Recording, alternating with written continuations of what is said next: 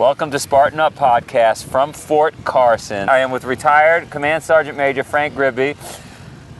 Let it out. What are we going to thank everybody for? Well, Joe, as we know, as we stand here at Fort Carson, home of the mighty 4th Infantry Division and 10 Special Forces and some other great units, we're entering that Memorial Day weekend, that time of the year where all Americans take a moment and recognize those sacrifices of our U.S. service members.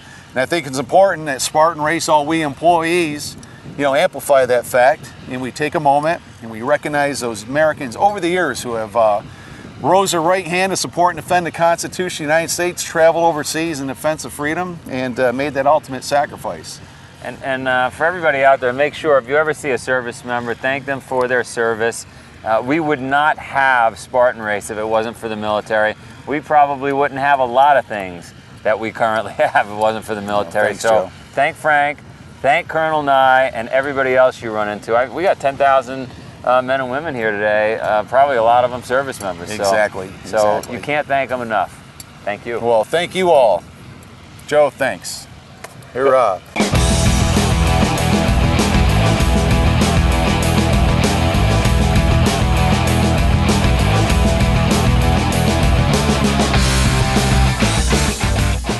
It's my pleasure today, really, we're going to talk to Frank Grippe, Sergeant Major Frank Grippe.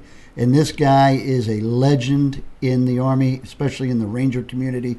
This guy has done it all. So anyway, the four of us, we're going to talk about him in here in a second, but let me introduce you to my panel here today.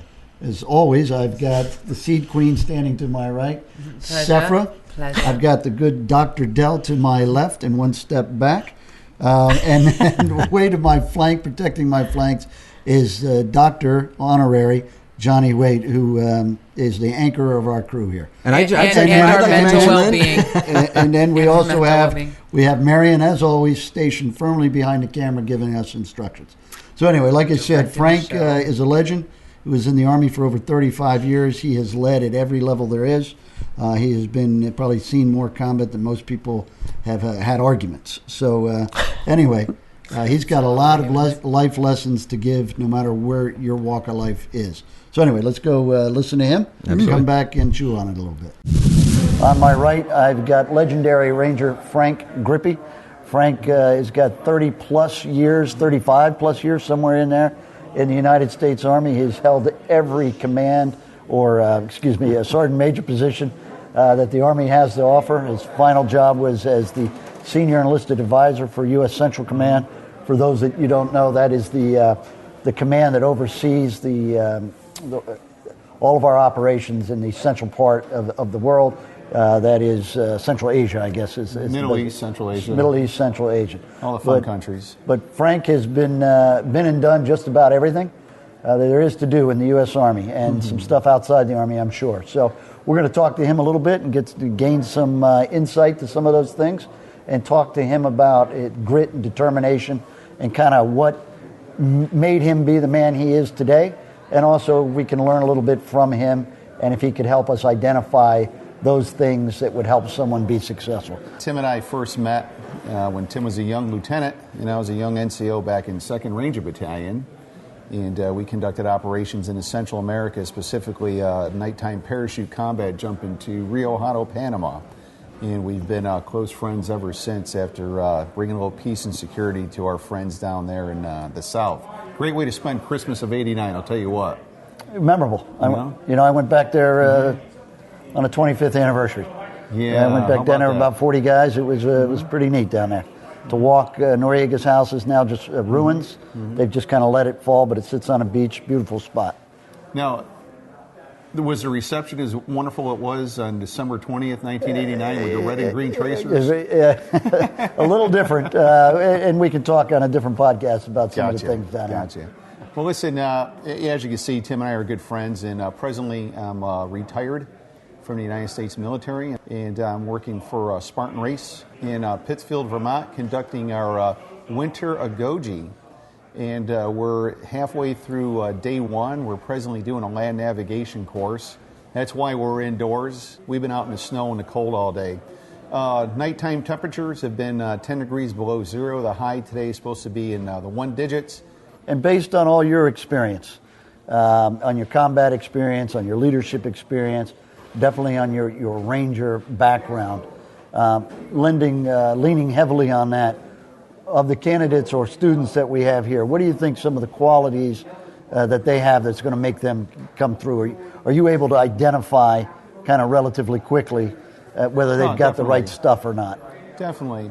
Yeah, we have 33 candidates at the moment. Mixture male, female, all walks of life in varied backgrounds. But for the most part, here you have individuals who are coming on board to be tested in this very extreme event for 48 straight hours. You could tell right away, just through the initial interviews with individuals, why they tell you they're here. The simplicity of the mind, body, spirit challenge. You can tell just by their attitudes as we're going through different events and I have casual conversations with them. Their courage, their candor, their honesty in the way they relate to me, their experiences, and why they want to be here. And, as a Spartan employee, I take that to heart because we provide them that vehicle that allows them to be tested beyond the limits that a normal individual could do on just that, an individual basis. So yeah, there's a great concept involved when you first meet an individual and watch them maneuver through the various courses and watch their attitude changes and so forth. And I'm real excited, to finalize this on a Sunday morning and see just what the personal experience levels are, especially now that we're about an hour away from moving out on a land navigation course. It's lasting 4 hours up on the high ground here, followed by an hour back to refit, and then an event that'll keep them out in the snow all night. So that'll be pretty exciting. It'll be exciting. It'll be challenging, and it'll definitely be rewarding. I want to say there'll be some growth on some of these individuals. Very much so. But let's talk more broadly just about you and about your travels through grit, if you will. What made you become Sergeant Major Grippe? I mean, you could have gotten in and gotten out like the vast majority of guys did, but you stayed, and not only did you stay, you ascended to the top of the mountain. What drove you to that? How did you always know that that's something you aspired to be, or was it one foot in front of the other? What drove you to stay and to do as well as you did? Well, see, this is one of those questions where I hate talking about myself. Right. And when I've been asked to go and do professional develop classes for our NCOs and officers on my personal roadmap and how I got to where, I finally ended up as a Central Command Senior Enlisted Leader, the roadmap was simply this. I always wanted to be a paratrooper. I always wanted to be a Ranger. I always wanted to test myself in combat for the United States of America and the free world, as simple as that. And I took on those challenges as a paratrooper over the years, moving up through the NCO Corps by just being asked to take higher levels of responsibility, striving for that responsibility, but in a way where I strove through taking care of the mission in my service members, my soldiers, my troopers. Right. And that moved me into positions where, through the blessings, through some luck, through a lot of grit, resilience, and hard work, I ended up in some upper-level positions within the military. But life was easy for me because I never had an issue if I wanted to be a doctor, a lawyer, a construction worker, whatever. I always wanted to be a soldier, and as time went on, it's like, hey, I want to jump behind enemy lines and do business. Yeah, but then there's the Rangers. Right. And it was just movement forward since then. Yeah. Yeah, but don't sell yourself short. Don't make it sound like you couldn't have had those opportunities. Well, humbleness is everything, buddy. But I know you well enough to know you could have done any of those things had you wanted to, and had that been your goal. So, yeah, I mean, both of us. I've met guys that, as a second lieutenant, wanted to be either a general or to lead battalions or brigades in combat. For me personally, that was never a dream. It was never even on the radar. It was, the much shorter sight, come to work, do your job, continue to come to work. My daughter asked me once, how did I stay in for 33 years? And I told her, if I would have, my first job would have been in a tire factory, I probably would have been in a tire factory for 33 years because that would have been my job, and I would have stuck to the job. Tell you what, we're going to take a quick break, and when we come back, we'll talk about that. Outstanding. All right. Thank you. I hope you're not sitting still while you listen. If you are, you better get a burpee break in.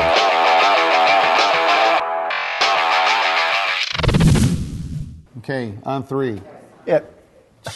So during the break, we kind of had a little bit more discussion on some things, but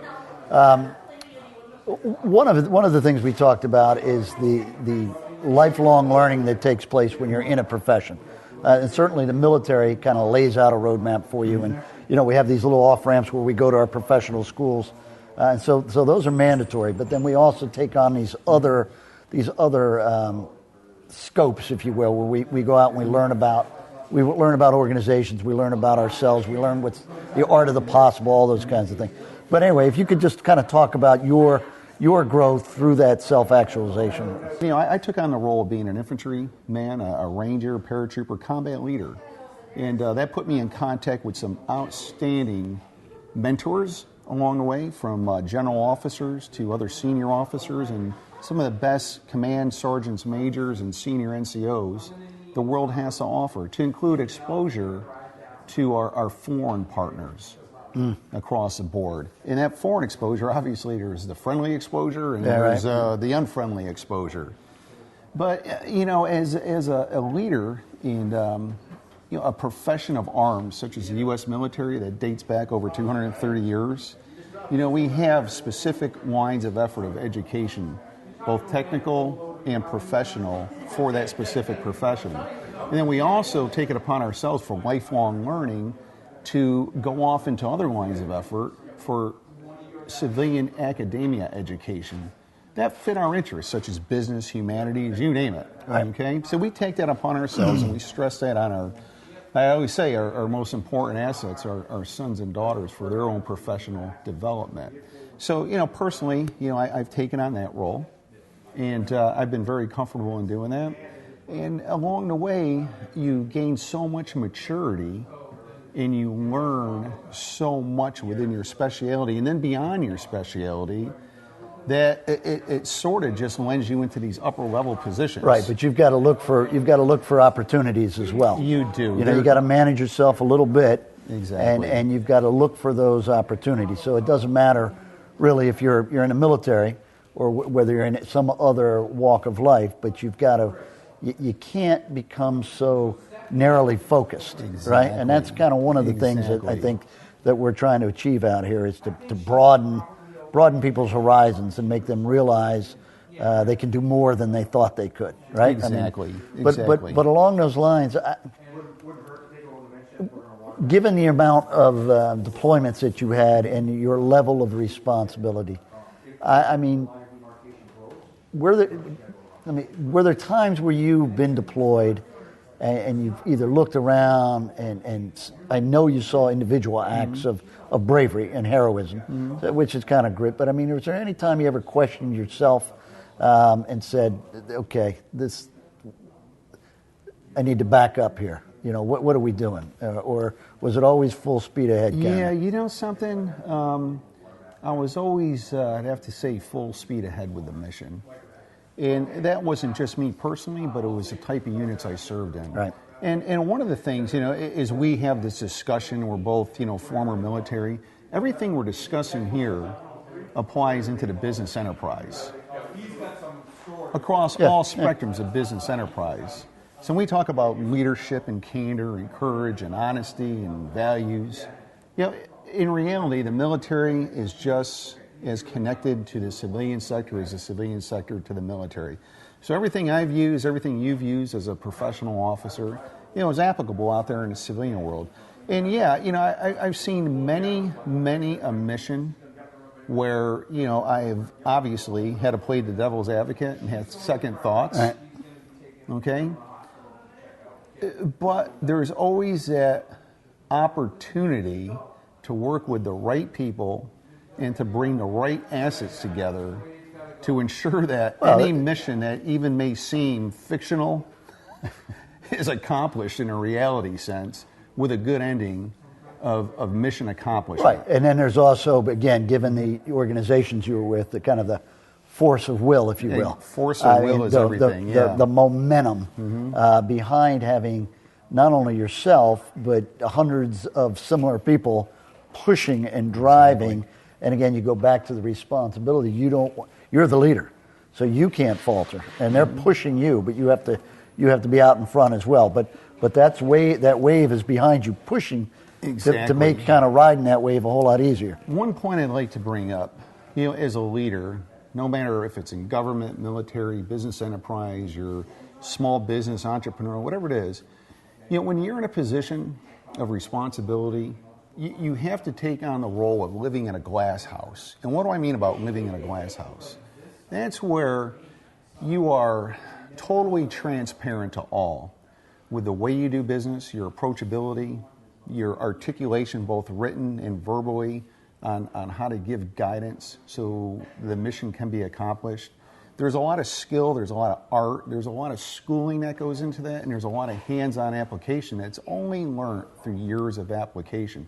Some people, you really can't say they're naturals, but some learn a lot quicker than others. But that is such an important asset in today's world, where you, as a leader, have to be open kimono, transparent, and you have to show your values in your ethical conduct at all time. And that is what really, really sets leaders apart from the average individual who on a daily basis does their type of occupation. Well, as you know, it is hard to be transparent for many reasons. But it's always interesting to me that the word is, we're going to be transparent. You'll hear organizations speak like that. We are going to strive to be transparent. We're going to... You mean you're going to be honest? But honest in your approach, honest. I mean, that's what we used to call honesty, right? I mean, you were as good as your word. You're gonna say something, then you're gonna do something. Look in the eye, the simple handshake. Right. That's, I think, what that transparent... still means a lot in a lot of parts of the world that we operate. You're absolutely right, and I think within the military, it is still a way of life, very, very real and very cherished. All right, as we kind of wrap this up, one thing that we do with everybody we interview, and you as being a Spartan aficionado now, we ask, what is your favorite exercise? My favorite exercise. Right. My favorite exercise. Yep. This is going against company policy because the burpee is Spartan. Right, but no one has ever said the burpee. No one has ever said burpee. I can guarantee you that. After over hundreds of interviews, no one has said it, including Joe. But I'll tell you what. There is one thing that most people say. My favorite personal. You're talking physical. Yeah. Exercise. If you go out tomorrow, if you weren't laying out here in the snow all night, what would you do? I would have to say that distance running is my favorite exercise. The push-up is always fun because I saw you doing some out there. They were good. Good form. And the burpee, as I found out during my first Spartan event, where I missed a couple obstacles here and there, and I was doing the burpee in the military sense, where I went down, I did a 4-count push-up, which is 2 push-ups in a row, then jumped up. Yeah. And I was wondering why people were looking at me crazy. Yeah, that's the old 8-count. That's the old 8-count push-up, which we used to do. Yeah. So now I'm told that the burpee is just that. The burpee comes from the Navy side. We used to do 8-count push-ups in the Army, so that's the difference. So you'd be surprised. Most people say yoga, correct, Marion? A lot of people say yoga, and I just want to let you know you're not a young man anymore, so you might want to start thinking about doing some yoga. Something, the VA's been telling me that. Yeah. Well, they might know what they're talking about. So the other day, I guess we could close with this. The other day we were in an executive meeting, and I had to take care of some business that could have had a negative portion to it with talking to some individuals. And it's like, now, Frank, we're trying to build this teamwork here, so be nice about it. And I had to come back with, well, of course, I'm always nice. I woke up this morning talking about yoga. I did my yoga. I had my incense burning. The application of being open-minded, being approachable, and understanding that everyone needs a little loving and everyone needs a little discipline to go along with that. And as a leader, that's a good point. If you got 50% of your force loving you and 50% of your force hating you, perfect balance of leadership. If too many people are loving you, well, you got to ramp up a little on the Yeah, discipline. you got to and push vice harder. versa. Yep. So, I realize that watching other mentors of mine, and I'll leave you with this point. As much as you can learn from wonderful leaders around you, you can learn even more from individuals who have leadership issues, because you can identify with those issues and make sure you don't make those same mistakes. I would agree with you. I would agree with you 100%, and I think I personally did that a few times in my career. Exactly. I'm not sure I was always successful, but there were some people I said, I never want to be like that. Frank, this has been a great discussion, but I was wondering if you could give us, if you could, about 3 lessons, if you will, advice on life living skills on how to be successful. Yeah, it's an interesting question, because there's a whole lot of assets that go on to being successful in today's world and just living a wholesome life. I'd have to say discipline in the sense of both your mental, physical, and spiritual discipline, and being committed to your body to make it completely healthy at all times along those 3 lines. You got to be able to get to a point in your life where you become very confident and self-actualized, okay? And that lends to wisdom that you can provide back, and that flows right back into it. You got to be able to give back. I'm to a point in my life now after, 34 years of service. It's time to give back to society. Yeah. The skills that I've learned across that whole spectrum, and be able to, again, both in the government line of effort, civilian, be able to give back. But again, discipline overall, I would have to say your discipline, your agility to be able to react to different aspects in life, and honesty. Honesty, okay, is quite the commitment in today's world. And that goes a long way. That goes a long way in business, in government, with your family, it's almost with a your rarity. friends and associates. Yeah. People recognize it. And as always, if you're a leader, you got to be totally transparent. Tim, it's a pleasure. Great, man. Who'd ever guess 2 years ago someone told us we'd be employed by a guy named Joe Sena in Boston and working for Spartan Race, huh? Well, I guess there's only so many guys willing to go sleep in 10-degree weather. So, well, we're going to be doing that tonight. Let's go give it a try. So we all think it's funny that his retirement is a Goji, because if any of you guys come out for summer Goji, it's no retirement. But Colonel and I, here's the thing. Some people are more or less familiar. Can you explain to people what it means to be a Ranger in the terms of the hierarchy of the military? Rangers are a wow, you'd think I could know this right off the top of my head. But listen, the Rangers, I don't want to use the term elite, but the Rangers are a light infantry unit that is designed to fight and win the nation's next war, right? They are the team that gets called in when you have to call in somebody quick, fast, and deadly. They're not coming to talk or to discuss anything. When they're coming, you're in trouble, and they're coming for you. I mean, that's what they are. What you gonna do? When they come for you. That's exactly right. And after 15 constant years of combat, they have honed their skills very sharply. And so it's just amazing. I mean, it's another example. I didn't mean to cut you off. No, it's good. Especially now that you know what an Army Ranger is. No, it's just another example. I mean, he's the most respectful. Dell was saying, he says thank you after every question. And he's so humble, and he's so sweet, and he's so kind. And it's just, it's great to see those guys that have that lethal force, that also have that amazing presence. And so I believe he's Spartan Chief of Staff.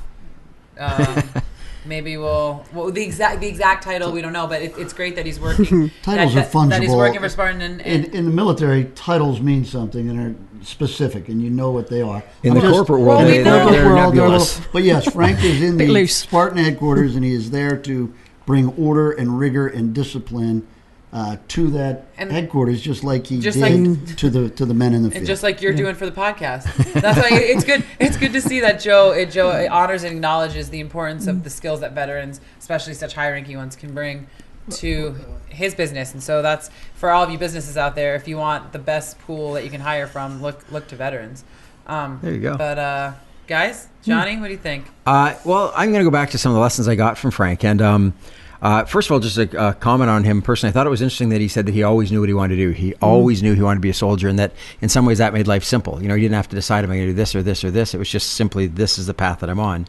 But I also found it great that for a guy who had that much focus, he also said it's important that when you're focused on something, not to be so focused that you miss the parallel opportunities that come up along the way, and that, you know, have a target in mind, but keep your line of vision wide enough to see what else is coming down the pipe. That reminds me of a great Native American parable where this guy's really him and his wife, they have like a just an argument in their wiki up, and he's really hungry, but he's walking on the trail, but he's so focused on being angry that he misses, you know, the wild strawberries that are by his side, and he's so angry that he doesn't. But he's so hungry, but he doesn't see the blackberries and the raspberries, and it's just the point is when you get so angry and you get that tunnel vision, like go into alpha, you know, owl eyes, kind of open up your angle of vision, and you're gonna fox walking, owl eyes, deer ears, primitive skills. Look it up. Awareness. I thought but I'm saying open your eyes. I thought you were saying allies, not owl eyes. No, owl eyes is when allies. you put your fingers out here. You can see them wiggle. You put your fingers here, and if you're walking in the woods and you use your vision in that way, it's going to help you see the chipmunk and the squirrel and everything. It's funny. I didn't remember Frank saying that, but what I did remember saying was that you can always learn by watching leaders, and he said not just good leaders. I thought that was really great when he said that. Leaders. Well, but also watching not so great leaders. He said, you know, he's had the opportunity over the years to see great leaders and learn from them, but also watch people that weren't such great leaders. And instead of discounting that and writing them off as being whatever, he would instead say, okay, here's an opportunity for me to see what they could be doing better and how I could maybe learn from that too. So I thought that was huge. And when he summarised that he thinks that in your team, 50% should love you and 50% should sort of hate you in that kind of leadership aspect. Just throw in a quick personal anecdote. My grandfather years ago, he said, Johnny, some people love J. Fred Green and some people hate J. Fred Green. But I will make sure that no one ever says, which one was J. Fred Green? And that was your grandfather? That was my granddad. Okay. I like that line. But that's a good thing for business too, right? I mean, in a major organization, there's always something to be learned from everyone, and even if there's people that you might not be high-fiving and getting swimmingly along with, you know, people are people, and they all have attributes that show you what works and show you what doesn't, and you just build from that. Yeah. You know, I was going to say, you know what I like about these kind of strong military guys, the older generation of military guys, dare I say that, dare I go there? Started really great, started to slide the compliment off. Okay, retired military personnel, is they still have that strong moral compass. You know, he talks about the transparency, the glass house, and ethical values, and I think it's so important in business. I think you're right, and I think if you were to stand Frank and our boss Joe Sena next to each other, the problem, or the reason is that Joe probably hired him so quickly is they're very, very similar, again, in that respect, right?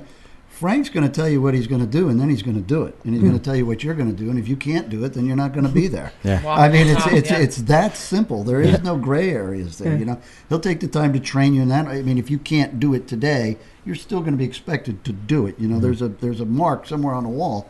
And if you can't make it, if you can't meet the standard, then that's it. You're gone. And he talked about how, you know, you have skills and you have all these other things, but there's also force of will.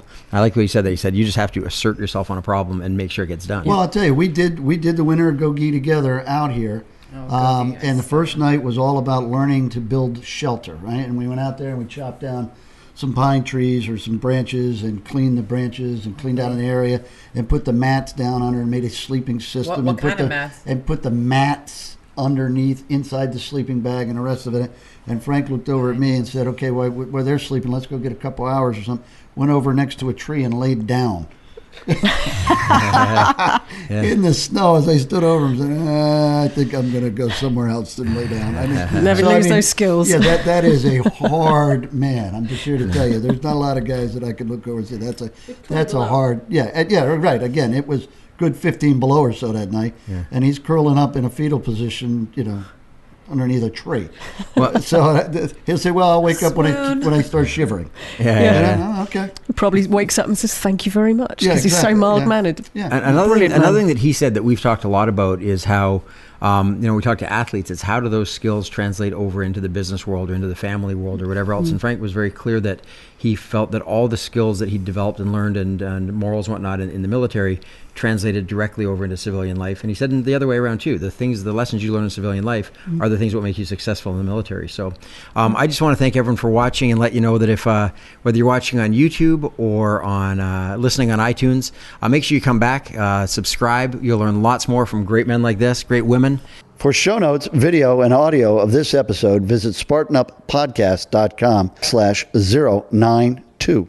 Thank you for listening to another epic story of success. Get more at SpartanUpPodcast.com or follow us on Twitter at SpartanUpPod. The Spartan Up Podcast is brought to you by Spartan. Isn't it time you found your true north? Sign up for Spartan X.